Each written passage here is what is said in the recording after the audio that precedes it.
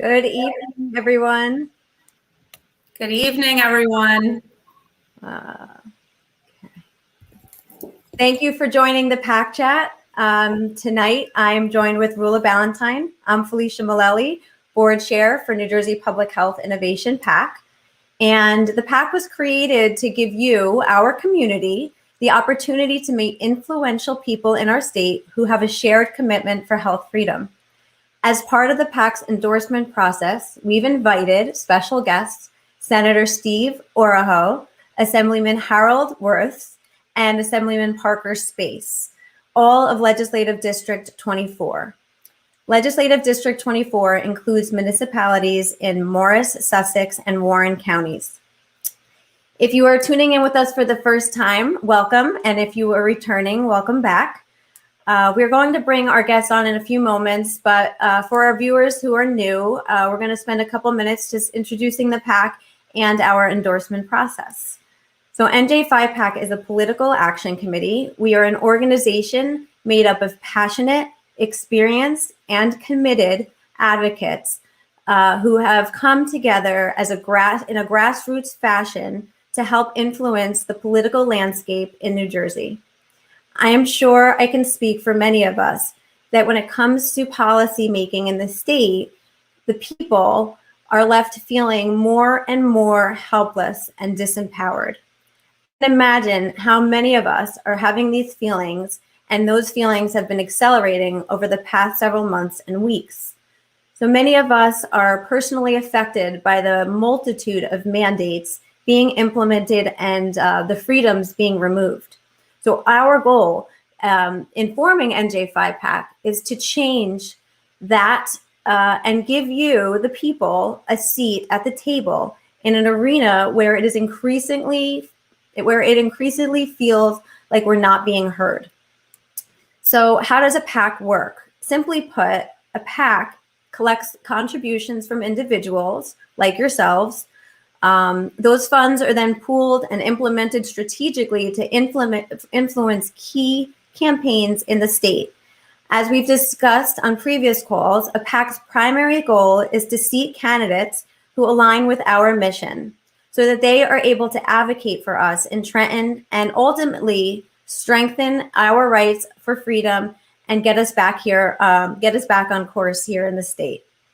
So the PAC's mission, which is the fundamental foundation of why we launched, is to strengthen the constitutionally guaranteed and fundamental rights of all New Jersey residents to make medical decisions for themselves and their families without coercion or undue constraint. So we simply believe that all medical decisions when it comes to health and medical choices should be left to the individual. And with that, I'm going to pass you along to Rula, who's going to share with you our endorsement process. Hi, everyone. Good evening. I'm Rula Ballantyne, board member of NJPHIPAC. So like Felicia mentioned, I'm going over our endorsement process.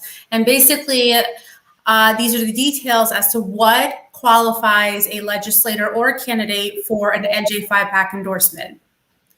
NJPHIPAC has developed a set of standards to measure whether a political candidate is eligible to receive an endorsement. This includes, but is not limited to, completion of an NJPHIPAC survey, their voting records, and their positions on matters that affect our mission. When NJPHIPAC endorses a candidate, that endorsement is done with integrity and measurement without bias. Our goal is to provide transparency around candidates who meet this criteria and be a resource to New Jersey voters in 2021 election year, providing inputs around where votes and support are warranted. When you see the NJPHIPAC Gold Seal endorsement, you can rest assured that this is our best candidate for our collective mission. Our previous and future endorsements can be found on our website, njphipac.org.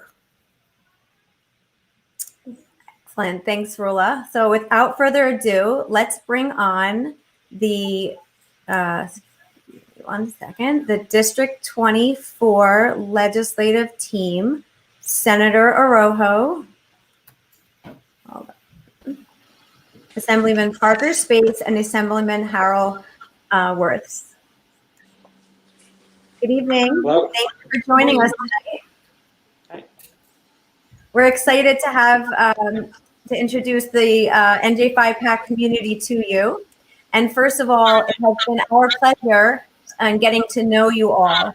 We are grateful for your commitment and outwardly showing of support to the issues that matter to our community. And those issues that we focus on here at NJ5PAC are health freedom, informed consent, bodily autonomy, and parental rights. And these candidates have exemplified commitment to those types of issues here in the state.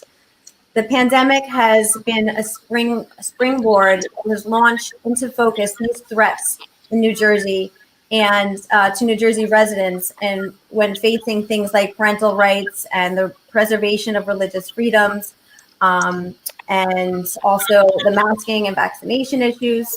So with your commitment to protecting and strengthening the choices here in relation to health and medical freedom, there is no hesitation in endorsing these candidates for the 2021 New Jersey state elections. As I mentioned earlier, District 24 is positioned in the most northwest corner of the state, which encompasses the 3 counties, Morris, Sussex, and Warren counties. We're going to open up for questions and let you guys tell our viewers a little bit more about yourselves. It might be about your district, your life, your life's work, your passion outside of politics. Please include whatever it has, whatever prompted you to get into politics. So we'll start with Senator Oroho. Well, first of all, thank you very much for having us. I love the name New Jersey 5-Pack. That's very easy to remember. That's terrific. But let me tell you a little bit about one of the main issues that we have going forward here is the whole issue of the governor's taken over complete command and has been one person rule. We know that if you look at the more than 8,000 deaths that occurred in the nursing homes and stuff, we know that there needs to be a lot more transparency. And I'm very proud to say that the Sussex County Commissioners, along with ourselves, Assemblyman Parker Space and Assemblyman Wirth, we've endorsed the idea that let's put it on the ballot to ask our voters, give the voters the right to make sure we have a real investigation into what transpired in our nursing homes. So I just say that from a very important aspect of making sure that people get out to vote. Let the governor know that, hey, listen, we want answers. Our people deserve answers. Now, how I decided to get into government. Actually, I was asked to be on the Franklin Borough Council Economic Development Committee. And then when there was an opening for mayor, they asked if I would consider being mayor. Well, Felicia, let me tell you, thank God I didn't get it. I didn't get the position because I would have had no idea what I was doing. But because one of the council people who was on the council at the time became the acting mayor, there was an opening on the council, so it gave me an opportunity, which I got that spot. It gave me an opportunity to study the issues and get an education. And just like tonight, this is and I want to thank you all for the education that you've been giving us, and also the advocacy that you've had with respect to medical freedom. I know we'll get more into it later, but that's how I kind of got started in elected office. I didn't expect to do it. I imagine you guys didn't all expect to be doing this as well. You're doing a fantastic job. I hope I'm doing as good a job, but at the same time, you put in unexpected circumstances to do the right thing, and I hope I believe we're doing the right thing, and people need to be active, and I appreciate how active you've been. But if we can make sure that we get all your members, I'm very proud that Sussex County is going to have the ability to voice their concern, and it should be something that the whole state's doing. Great. Yeah. Well, in terms of the comments about our advocacy, it's senators and legislators such as yourselves that gives us hope and give us the ability to persevere because we have the relationships and we know that you are supporting us. So thank you. Thank you. Excellent. Assemblyman Space, how about yourself? How did you get into politics? What's your life like outside of politics? Well, I'll start with the politics, I guess, first is, I started out, as a volunteer fireman, which I'm still active, 34 years later. My son and I always joke we're like the daytime fire department here in Wantage. But, there's nothing worse than fire department politics on a small level. And so that kind of got my interest into it. And then I moved on to the Township Committee and, the Freeholder Board at that time, now they're county commissioners, and then on to the legislature. But, it's a best interest in the community. You want to get back and, do the best things you can do. And that's even like right now, with Wildwood this week for, the Firemen's Convention, so it's like I could leave at any minute. We're on call. There's very few, firemen right here in town at the moment. So if I shut my computer down, I'm on a fire call. I'm not missing you guys. But as far as, my family life and my business life goes, I own a zoo. It's kind of like, we bought a zoo, that movie that you saw at one point. And a lot of times my wife and I go out and you strike up a conversation with different people. You might be, a couple 100 miles away. And it's like, what do you do for a living? It's like, well, we own a zoo. It's like, did you ever see the movie? It's like, yeah, we live the movie. We own one. But, and actually right now, my son, it was like 2 days ago, we got got a heads up for somebody who sold a grizzly bear to 2 years ago down in Florida. There's a female tiger and a male lion, up for grabs because they had to get them out of there by Friday. So I said to my son Hunter, I said, I'll load up the cattle trailer, throw the pens in, I'm out of here. He's like, no, I think you should stay home and work at the zoo, and I'll go down to Florida. So he took his father-in-law, so he's down there now. Tomorrow he's has to be down by Lake Okeechobee and, get the 2 cats out of there and bring them back up. But it's an interesting life, but, also it's a business. We've been here since 1927. My grandfather started our business. My dad passed away in January, and, but it's a full-time, plus, and I always look at it as it's a lifestyle that you live. You can't look at it as a job because it's 7 days a week, just every single day, long hours, hard work and cheap pay, but you have to enjoy what you do. And that's my career, working through. So. Yeah. Well, with that type of commitment to your district, you live there, you're working there, you're passionately committed to making it a better place. My feet are on the ground. Like I said, between the people coming up from all over our district or the state, to the zoo, and also the fire department, we're out on a couple calls today, and we're very active. With the fire department, probably 320 calls, I think, last year. So we're at pretty much every day. You're almost out, greeting the people that don't want you at their doorstep, but you're there anyway to help them out. So. Great. Thank you. Thank you. Assemblyman Wirth. Hi, good evening. Thanks for everything. It's a special thanks for your endorsement. I'm married for 35 years to the same woman, which in politics, someone say 35 years, it could be 4 women. But I'm very proud. I have 2 amazing girls, very successful kids that are in New York City, been on their own since the day they finished college. And that's when I'm judged in life at the end of the day or the end of the game. I want to be judged by how my kids turn out. That'll be the most important accomplishment. The rest of the stuff will all be noise, and we're all replaceable, and life and politics will go on. But I've always had an interest in politics. I ran for public office when I was 19, believe it or not, for freeholder.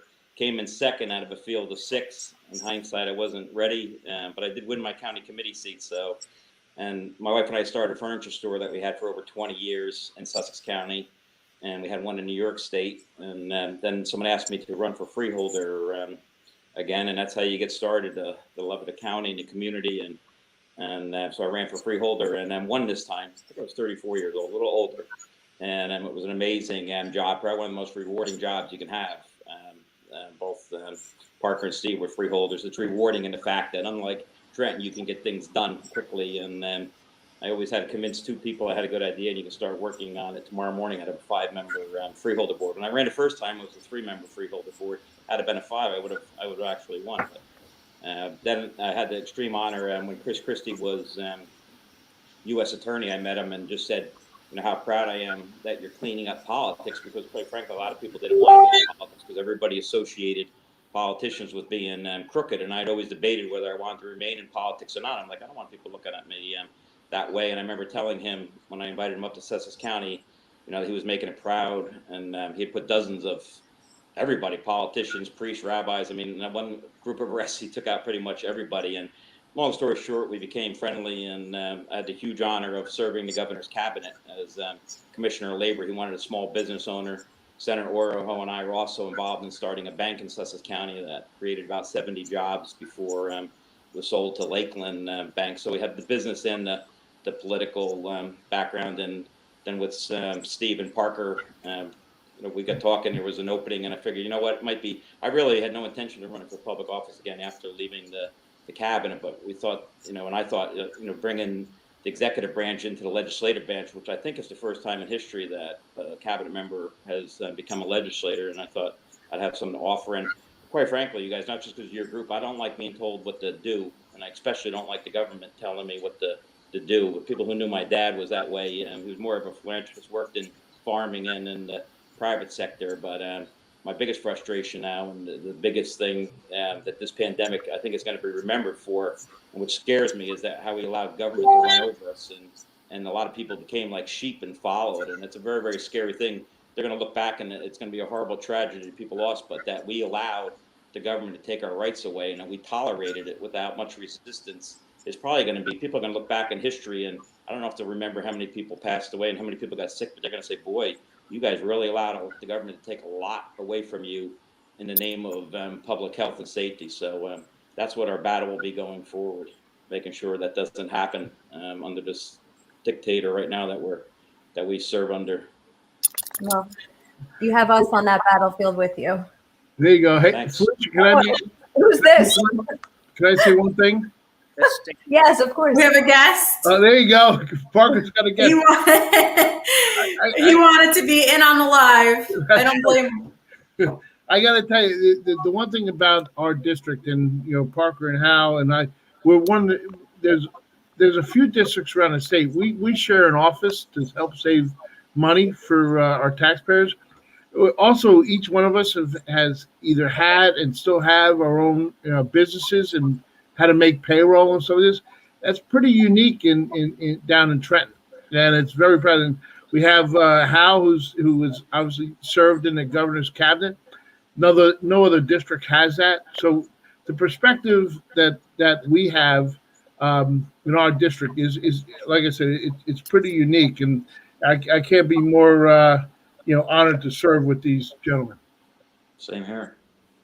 Oh, that's wonderful. Well, thank you for sharing all that. I'm going to pass it along to Rula to discuss with you some questions concerning more of the current events.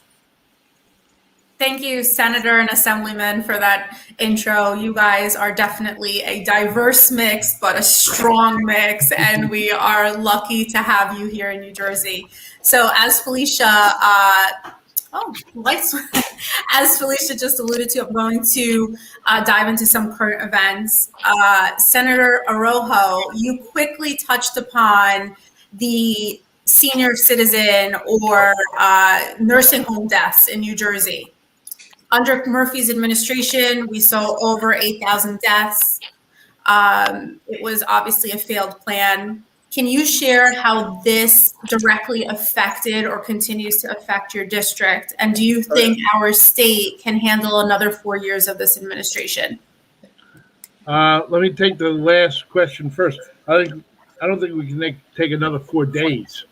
So forget about 4 years.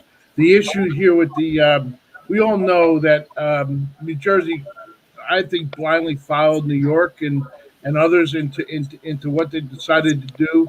There were other examples they could have used with the how some of the states had set up special units with respect to nursing homes. They essentially put They knew that our nursing homes didn't have the personal protective equipment necessary, but they told them, hey, listen, you're going to have to take these patients, and quite frankly, they put, obviously a lot of people at risk, people who were residing in those homes, but also the workers themselves. So we've asked, Sussex County has asked, and our commissioners have passed a resolution so that would be on the ballot, allowing our residents the ability to ask for transparency and questions into what happened. The whole issue is, who wouldn't want to know what really happened, and how do you prevent something like this from happening again? Unfortunately, our county has asked many times. They have been, roadblocks have been put up where they've asked many Oprah, things, and they've been told that that's not Oprahable information. To me, that's ridiculous. I mean, when a family and people have suffered the way they have, the best thing to do is get the information and get the answers. And let's face it, we're all going to make mistakes, but let's make sure we don't make those mistakes over and over and over and over again, right? So we think the best power that we have is to allow the people to tell the governor and to tell the administration and tell the rest of New Jersey that they have some, let's divulge the information, let's answer the questions, and let's, hopefully we'll not have to do, something like this again. I personally received on Easter Sunday in 2020 the call about the Andover nursing home and about the fact that how many body bags were needed and whatnot. And I will tell you, I did call the superintendent, Pat Callahan, on that night, and I had received the number of calls. I think it's some of the conversation is privileged because who knows what's going to happen, in the future. But I'll tell you, the superintendent right away, I probably called him probably 10:30, 11 o'clock at night on Easter Saturday. He had a team of professionals up there by 2 o'clock in the morning. He called me at 7 o'clock on Easter Sunday and let me know about the situation that they had found. We were coordinating with our Office of Emergency Management, Sheriff Sparta, and I would tell you that what they did, but and the situation was extremely dire, but our professionals handled it extremely well, from Colonel Callahan to Sheriff Sparta, and they were able to handle the situation, to our local officials, our commissioners. But at the end of the day, there's a lot of answers. There are a lot of questions that need to be answered, and the people deserve to have those answers. So Sussex County, to my knowledge, is the only county that has done this. I think every county in the state should have done it, and given the people the ability to ask the questions and get the information, and say that the OPRA, the Open Public Records Act, hey, listen, don't hide behind it. The Open Public Records Act means that we're supposed to be a transparent and open government. Let's get the answer. Let's get the information to the people. So I'm sorry for the long-winded explanation, but it's a very personal thing. I was just on a Zoom call with the New Jersey funeral directors. What they had to go through is absolutely horrific, and their story certainly hasn't been told at all. So there's many stories that are out there that we need to know so that something like this doesn't happen again. Absolutely. That's very interesting. I never really thought about the funeral directors, and that, I think that might have flew over so many people's minds, but the huge influx that they have probably had to deal with and manage their facilities in a pandemic, and the lack of transparency that you mentioned. I think the legislator was eliminated in most of the decisions during the pandemic, and the people were eliminated from any of the decisions. Our voices were eliminated. The voices of the elected officials that we voted in to represent us and give us a voice in Trenton was eliminated, and all transparency. And I think for so many people, part of the healing process is having those answers, knowing what happened, knowing what unfolded, and we really don't have that data. So, I appreciate you taking a stand. Now, can you explain just briefly what will be on the ballot? What question are you mentioned it. What is that exactly? Actually, it's a yes or no question. So we're hoping that people vote yes. Okay. To actually say, that they, but very quickly, what it basically is that they're basically asking for full transparency of conducting an independent, public, bipartisan legislative investigation into the governmental policies, regulations, and oversight of the state's long-term care facilities, not only nursing homes, but also with our veterans' homes as well. So that it's a very, very simple question. Okay. Do we want the answers or not? And I think we're hoping that people will overwhelmingly vote yes. And I'll tell you, and really, you hit the nail on the head when you talk about the funeral directors. What they did, one funeral director said that they normally have about 30 a month, right? One a day. They went up to 100 in 1 month. And Wow. the misery, obviously, that they had to deal with respect to each of those families, where they had to go virtual, where they couldn't allow families in. One funeral director said, "You know what? We did what we had to do. We let the families have what they needed to have done." And my youngest son was an Army Ranger, and when I asked him one time, I said, "What do you think about being a Ranger?" He said, "Dad," I said, "What do you think about becoming a Ranger?" He says, "Dad, how often you want to quit?" He goes, "Every minute you want to quit in training." I said, "What did you learn?" And he said, "You know what, Dad? You learned you have to do what you have to do with what you have to get it done." And I just had that whole same feeling of when the funeral director said, "We did what we had to do to provide the families the closure that they needed." That's not something that I would ever had thought that I would ever have to deal with, but it was extremely impactful to me. Wow. Incredible. Well, thank you for hearing them out and giving them a voice. And I think there are, aside from the funeral directors, there's all these areas of affected people that, we know the main speaking points. You have the healthcare workers and the families and the elderly, but there are people that also, took hits and had these unprecedented circumstances that they dealt with. And these funeral home directors are, definitely a interesting piece. And so thank you for bringing that to light. Assemblyman Wirth. Seems like every day a new constrictive medical mandate is being proclaimed. With last week's announcement of the federal vaccine mandate for business over 100 employees as well, in-state mandates for employment, including state employees, school personnel, and healthcare workers. Can you share with us your thoughts on these type of mandates? Yeah, I think the one that Biden and with the 100 employees are less than the other ones. I think probably someday, unfortunately, a lot of this stuff with what our governor has done and the president are advocating will be ruled unconstitutional. Unfortunately, it'll be too late by the time it gets there. I think that the mandate on the private sector is absolutely outrageous, and on the government employees, I think they have some authority. I don't agree with it. It's wrong, but I think it's going to have the exact opposite of what the president is trying to do. I think it's going to put more people against the idea. I think it's going to do more harm than good. And I wonder how many companies you're going to see with 99 employees next year. And so I think it's backfiring.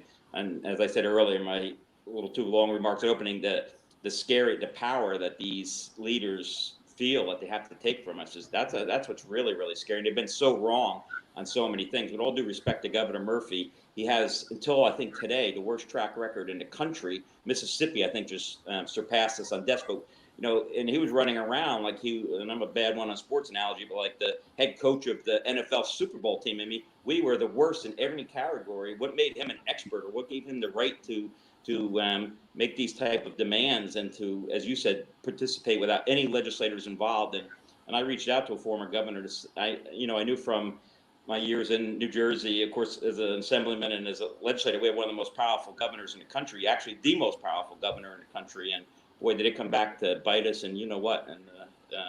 And because I don't think we ever expected this kind of abuse of power. So I think the president has overstepped completely. They've been wrong on so many. The biggest problem with all of this is that the people, there's no credibility on it. I mean, on whether it's the vaccine, on whether it's the mask, unmask, and masking little kids and unmasking kids. It just doesn't make any sense. And this governor always says follow the science, and so does the president, except for when it's convenient for them. I mean, the other day they had some big shindig, and when the cameras were on, they all were scrambling to put their masks on. And when the cameras are off, they're all off. And Pelosi and the rest of them they're such phony hypocrites. And so, no, I think it's going to be ruled, and I think it was a poor decision. The former labor commissioner, this isn't the way you get more with a carrot than a stick. And I like trying to see who's out machoing themselves, and they've just been wrong. So hopefully the businesses will figure. I know there's a lot of appeals. I think a federal judge has stepped in actually and said it's unconstitutional, and I forget which state it was just recently. So they're just taking too much power. I've never seen so many people so power hungry in office, and it's really scary. But on the flip side, and I know you guys are and should be nonpartisan. I got my friends on the other side of the aisle to allow them to take this complete power away from the Senate and Assembly. They have some blame here too, because they're in a majority. They set the committees, the president and Senate, the Speaker Coughlin. These guys set these agenda, and they allowed this governor to take this power away from the elected officials and to go on for almost 2 years now with a one-man band basically running the thing. So a little bit blame. And if I'm not mistaken, to that point, there was a bill that was introduced that was set to limit the executive orders, and they voted against that bill, which 4147. Right. And they wrote themselves out of the equation. And what really bothered me when that transpired was, okay, you might like what our governor is doing today. As a Democrat, you might be sitting there and supportive of all the measures and everything he's doing, but tomorrow it may not be the same governor, right? So you would think that you would limit to some extent the executive orders. We're not, they weren't. I don't believe the bill was to completely, any type of removal, but it was a review. Every 14 days. Every 14 days. So you're just going to have unbridled power. Exactly, it wasn't an unreasonable request. So to vote against that, I couldn't really wrap my head around it, and I'm sure you guys could not either. But we watched this kind of abuse of power unfold in real time during this pandemic. Yeah. No, thanks. And Rula, just so you know, the three of us actually supported allowing the voters to vote to say that the legislature, after 14 days, the governor would have to come to the legislature and get approval for his executive orders, his or hers. We had a constitutional amendment that said let the voters decide, and they said no. It didn't make sense to me. It didn't seem like a responsible thing to do as a legislator, and to the constituent. It didn't represent their constituents. We have the setup in our state that we do. We have a democracy. We have completely broken that down and gave one person complete power. And it's really unfortunate that we are dealing with these circumstances and allowing someone to have that much power in one set of hands. Why would we say no to letting the voters decide, a constitutional issue? Right. That's a good question. And we ask that every day here. And that's why we're here today. That is really our mission, to preserve those constitutionally guaranteed rights that seem to be fading day by day. All right, I'm going to move on to Assemblyman space. The health freedom movement in New Jersey is growing exponentially. In part, this is due to the requirements forced in children regarding masking. A mask is a medical device, and masking the children in schools goes against tens of thousands of New Jersey parents. While many businesses are open and running and not requiring masks, children are being forced to mask for the duration of the school day, and in my opinion, are isolated at lunch behind plexiglass shields. What are your thoughts on policies like this? I think it's pretty, I mean, being a business owner myself, and, you know, we have over 20 employees, you know, my kids are out of school now, but, you know, it's America. It's your choice. If you want to wear a mask, wear a mask. If you don't want to, I would to, you know, we're fortunate enough, you know, my wife and I have a place in Florida, and that's where my son's staying over tonight and on his way down to get the Lion and Tiger tomorrow, you know, morning.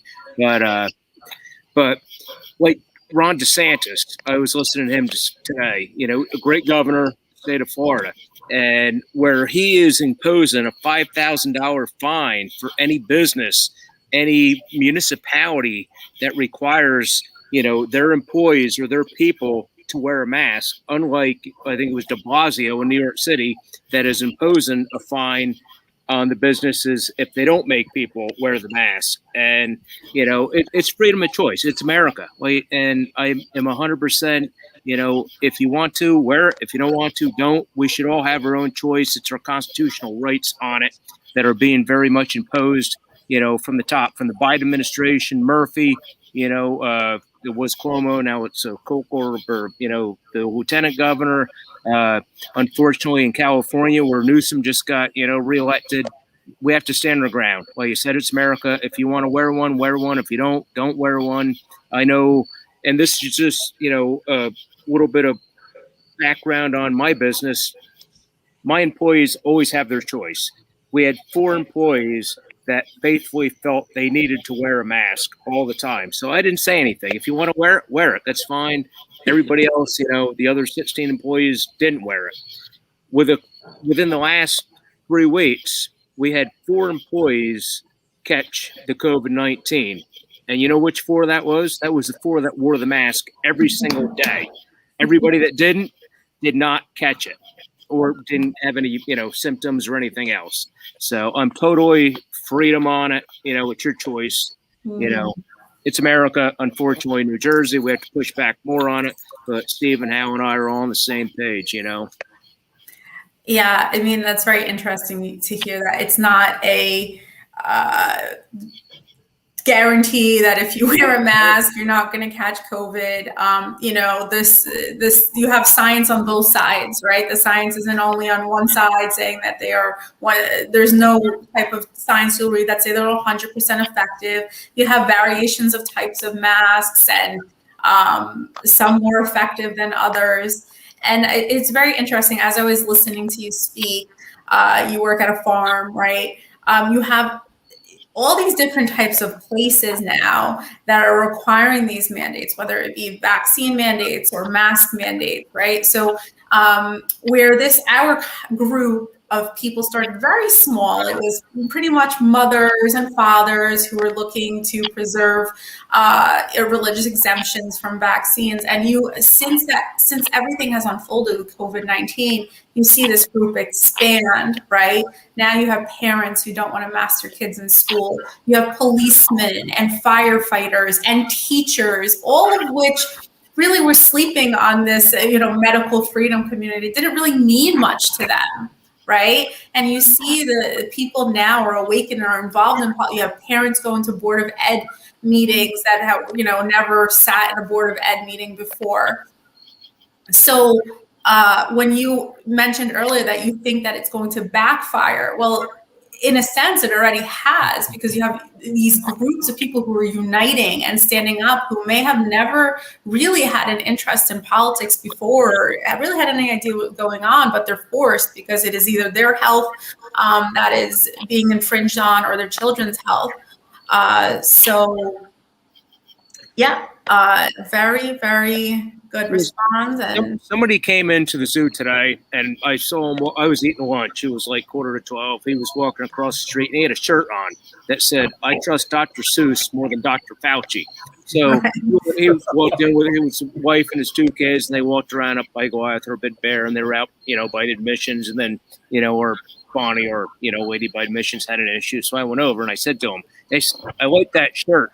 He says, "Hey, brother," he says, "a lot of people like this, and they're all with us." So I say, "Well," he didn't know who I was. He thought I was, sure, I'm just a zookeeper, but one of the guys there, and, but it was, I think that's a lot of the impact that the people have here, in the state is a lot of them have the same beliefs that we do. Right. Very good. Felicia, I'm going to kick it back to you now. You're muted. Thank you. Thanks, Rolla. So lastly, I wanted to pass it on to you guys to just give some final remarks on what health freedom means to you individually, and also any insight that you have for our community and viewers about how to move forward in activating to have our voices heard, and anything else that you want to share in regards to health freedom.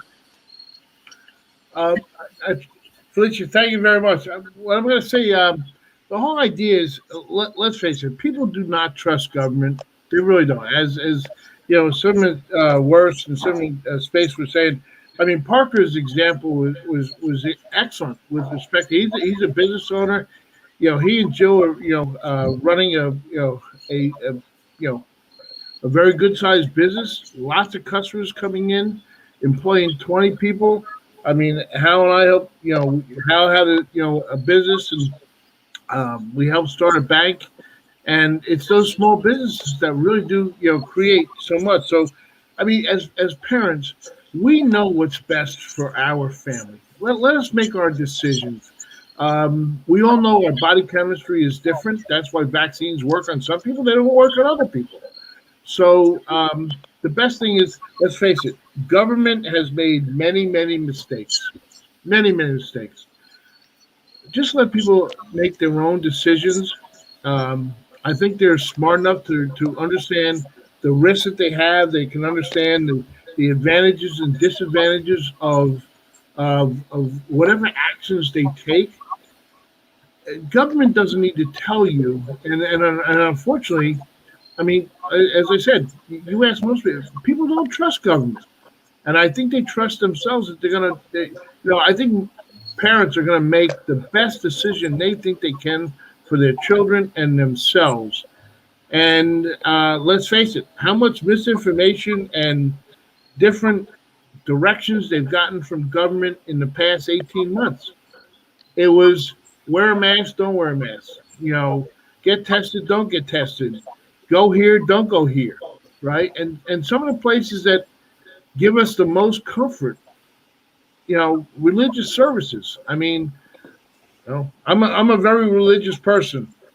I think allowing people to go to say prayers and stuff like this would have been probably one of the best things we could have done for this vaccinate or this pandemic or whatever.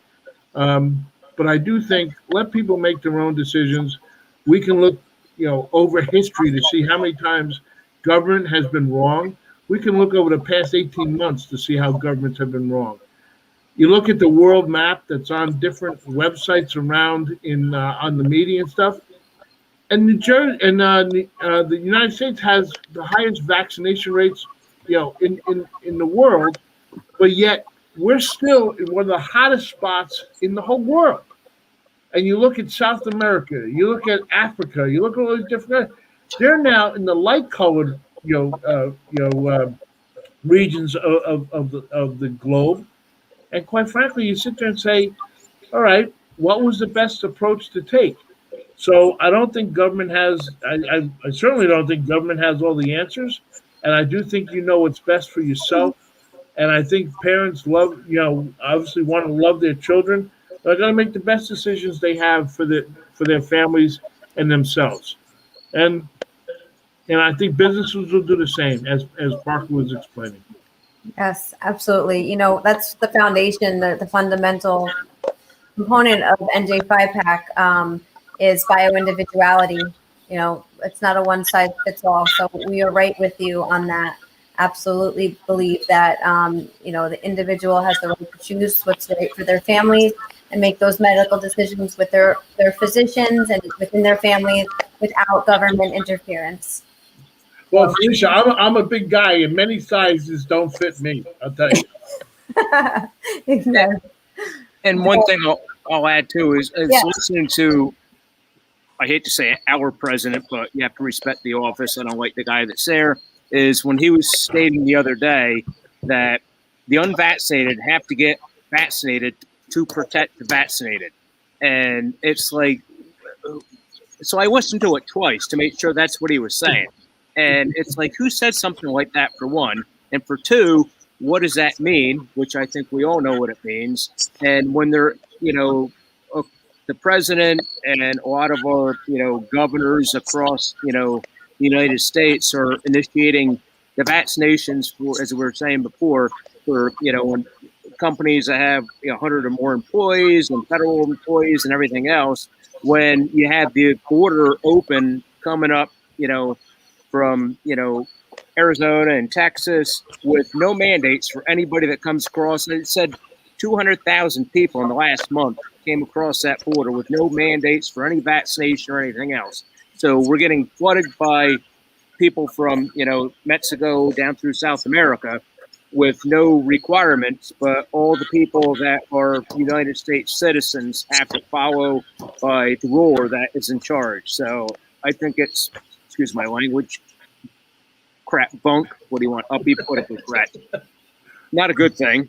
And like you said, we're all on the same page. We all see through it, and, you know, it's your choice. Obviously, you follow the money. So there's a lot of money being made by J&J and Pfizer and Moderna. And so where's all this money going? And why? Now we're getting another shot, a third shot. You know, it's going to be a fourth shot. It's going to be a monthly shot. I don't know what it's going to be. Follow the money. I'm sure it's going somewhere. That's absolutely correct. And, you know, what I'd like to point out and highlight is to date, as of today, there's about 70 million unvaccinated citizens in the United States. 70 million currently. And why I say that is that 70 million people have made a decision, correct? So mandates in nature are really forcing people or coercing people to do things that was not at their will or their initial choice, whether it be to lose a job, right? That we're seeing that if you don't comply by a certain date, you lose your job. And that is a really tough choice that has no place, I believe, in the United States. People should not be put in a position where they have to choose between their livelihood or taking an injection that they do not feel comfortable taking. You're eliminating choice. So what essentially we're trying to say is that 70 million people's decisions in the United States do not matter. Their voices do not matter. The government knows best, right? We want to make the choice for you. We are imposing our beliefs and our will. And the irony of it all is that you see the other side, and I hate, we try not to make this a partisan issue, but the other side or Democratic side beat for choice in many other aspects of life. But when it comes to this particular issue, it's like that option has been shut down. The idea of choice here is not applicable. So I wonder what your thoughts are on that. And then really up to any three of you to answer on this idea of choice ending when it comes to vaccine mandates. Hal, if you want to jump in, there's a lot of fear mongering going on. Obviously, you think of that, and Rula, as you were saying that, 70 million people. You think about the impact that your organization has, because elections are won or lost on a lot less, margins than that. And by you having, the pact that you have and educating, a significant amount of legislators and the general public about it, it can have a significant influence. If you're talking about 70 million across the United States, that's obviously, a little bit more than probably close to 25% of the population in the United States. That's, the impact that you can have of telling government that, hey, listen, we matter. Our voices matter. Our opinions matter. As I said before, elections were won and lost on a lot less margin than that. So, just having this kind of, conversation and dialogue is extremely important. As I said before, us legislators, Hal, Parker, myself, we've all done, very well in our respective, careers and stuff like that. But we don't know. We absolutely don't know everything that, it's going to, and being able to have this kind of forum and discussion is critically important. And when you bring up 70 million people, 10% of that, 10% of the 70 million people could influence a whole election, a whole U.S. election. So think about what it could do in New Jersey. Absolutely. Yeah. And this issue we know has, like we've said, is grown exponentially. And in 2019, when we were in Trenton fighting the religious repeal bill, many of us were still quiet about our passion and commitment to this issue. And since then, it's just been something that is at the forefront of current events, and people are very passionate. Like you said, when it comes to protecting your children and your family and what goes into your body, we ultimately want to have the choice and the say, and to know that 70 million people in this country agree with us. It's empowering to know that us as a PAC is on the right course to protect those who value their religious freedom, who value the choice to decide what goes into their body. And then it's also a blessing to have legislators such as yourself who agree and are also passionate about protecting and preserving these rights in New Jersey, because we know November 2nd is a pivotal election year, and we need to get behind the candidates such as yourself that support these issues. Jack Chitterelli and down the line in this district, it works right for you right there. And getting behind these candidates is vital with your support and commitment. Hal, I wanted to, sorry, I'm calling Hal, I know it's Harold and Hal, Assemblyman, how can you give us the last remarks on how your constituents can support you over the next couple of months? Well, I mean, obviously, this is a great support, and endorsement means a lot, and they can reach out to our campaign office, and any help that we can get with phone calls, or I mean, obviously, the most important thing we need is votes, and anyway, whether it's a sign on the lawn or anyone who wants to help out financially or making phone calls or strictly getting people out to vote. This is, like I said, on the gubernatorial level, it's very, very important. And I think what I've learned from this whole thing is to have respect for other people and to not judge anybody. And I have just as much respect if you are vaccinated, not vaccinated, if you wear a mask. That's what America is all about. And as I said earlier, that's, I think, the biggest thing that we are giving up here and scary is, let us make a choice. Let us make a choice for our children and not try to politically grandstand on a lot of these issues. And if the science was accurate all the time, I would be one of the first ones to say, hey, listen to it. But the accuracy in the last 18, 19 months, I mean, the amount of people I know that's gotten the Delta that have been fully vaccinated, but I also know I have, family members that have very compromised immune systems, and like when we see someone with a mask, we should be welcoming them just as no different than if we choose not to wear a mask. If that makes that person feel better, or they want to send their kid to school with it.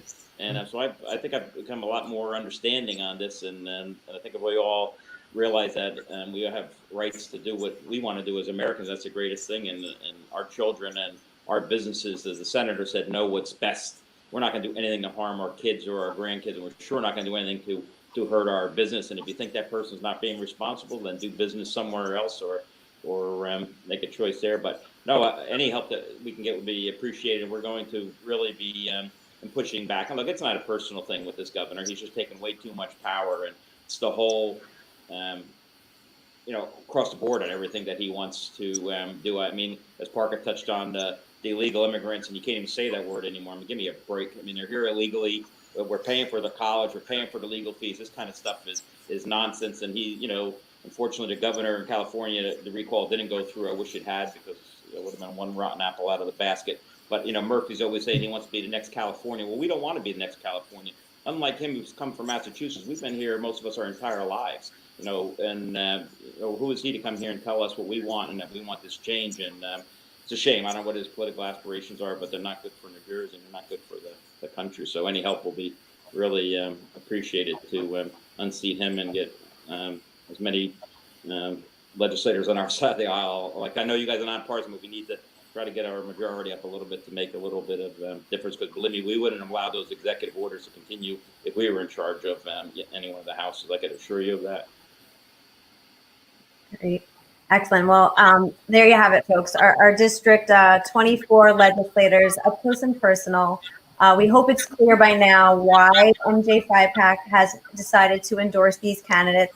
Their commitment to this issue is very evident with their remarks this evening, and part of the vetting process is also our survey, our internal process, as Rula mentioned earlier on. So we've vetted these candidates. They are aligned with us. So they require your support to help them maintain these seats and be a voice for us in Trenton, because that's ultimately why NJPHIPAC launched, right?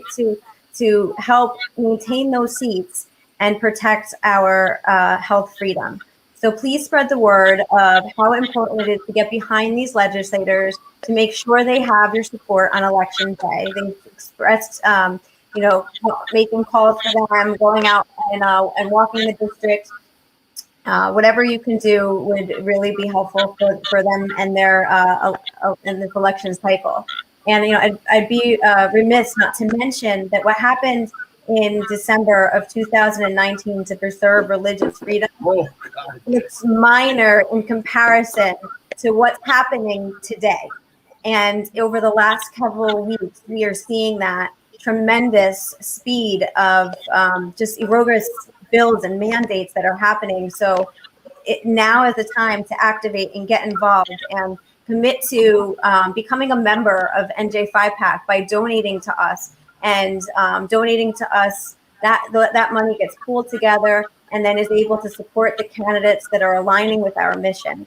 And no contribution is too small, because it's like signing a petition. When your name is connected to us, it shows that this issue matters to you, and it shows the legislators that they need to get behind these issues that matter to their constituents. So I thank you for joining us this evening, Assemblyman and Senator.